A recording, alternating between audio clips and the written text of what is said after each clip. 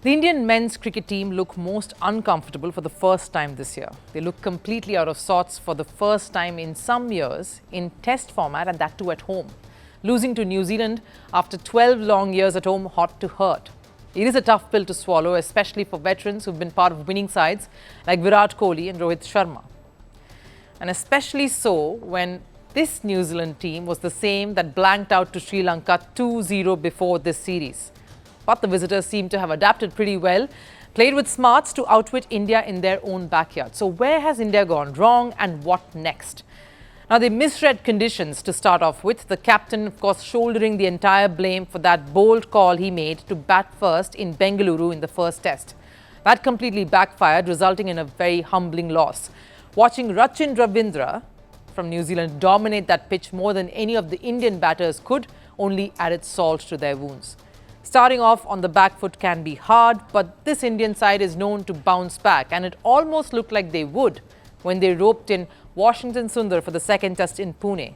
He did the job with the ball, yes, but India collapsed with the bat. They just couldn't find their feet against someone like Mitchell Santner. The only spark in that loss was the young Yashasvi Jaiswal. He found his rhythm, he stepped out against spin, and it was indeed a pity that no one else could replicate that.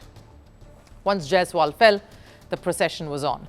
The other big reason for the loss, of course, two of their biggest guns in that batting lineup, Rohit Sharma and Virat Kohli, not firing. Yes, we all have been down this road enough number of times to know that these men come with some serious numbers, strong resumes, and they are in a bit of a slump.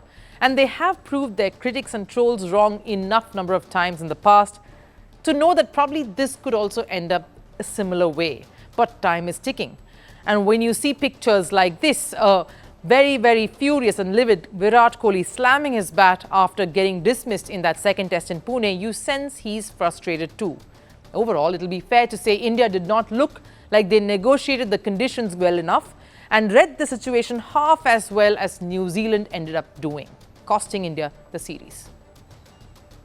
Didn't think we batted well enough to get runs on the board. You've got to pick 20 wickets to win, yes. But batters have to put runs on the board. It's a collective failure. I'm not somebody who would blame just the batters or the bowlers. We've played a style where we've fired a shot at India, and we've been on the right side a couple of tosses as well. That has been really important.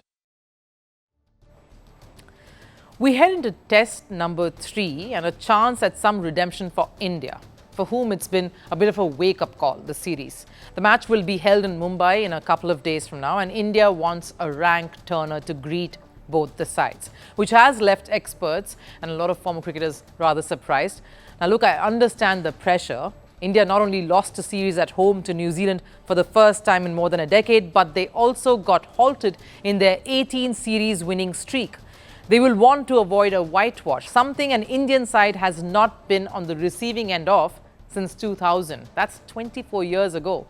According to reports, India has instructed the curators and the MCA to prepare a pitch that will help spinners from day one. This despite India floundering against spin in Pune. India lost 19 of their 20 wickets to spin alone, and Santner took 13 of them. I also understand the need to lean towards spin. India's premier spinners R. Ashwin and Ravindra Jadeja have done well in Mumbai at the Wankhede. Ashwin, in fact, has picked up 38 wickets, the most by any bowler at this venue. With that traditional red soil that Mumbai generally offers, though, spin won't be the only challenge the batters will face. There will be added bounce from that track too. And both these sides, India and New Zealand, come into this test with contrasting mindsets. One team is on a high. They've just beaten a confident home side and upset their dynamics. And the other team is trying to backpedal and evade a whitewash. Now let's look at the points table in that race for World Championship final. So based on calculations, India can only afford 1 draw and 5 wins here on in the remaining 6 matches. This includes the one against New Zealand and then, of course, the series against Australia. That's the big one. We know it's a massive ask, but that's not what India will tell themselves. They need momentum, and that has to come from this test against New Zealand that's starting in Mumbai on the 1st of November. Firstpost decodes the U.S. election, explains how America chooses its president, Your primer on the race to the White House. Everything you need to know about how America votes and its global implications. U.S. Election Explained. Every Monday and Thursday only on Firstpost.